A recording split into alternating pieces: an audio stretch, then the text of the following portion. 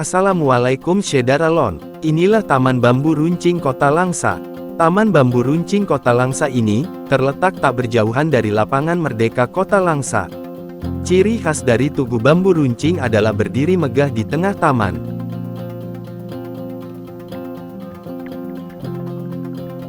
Taman dengan konsep Central Park atau taman di tengah kota ini, ramai dikunjungi karena ada nilai sejarah kemerdekaan di sini.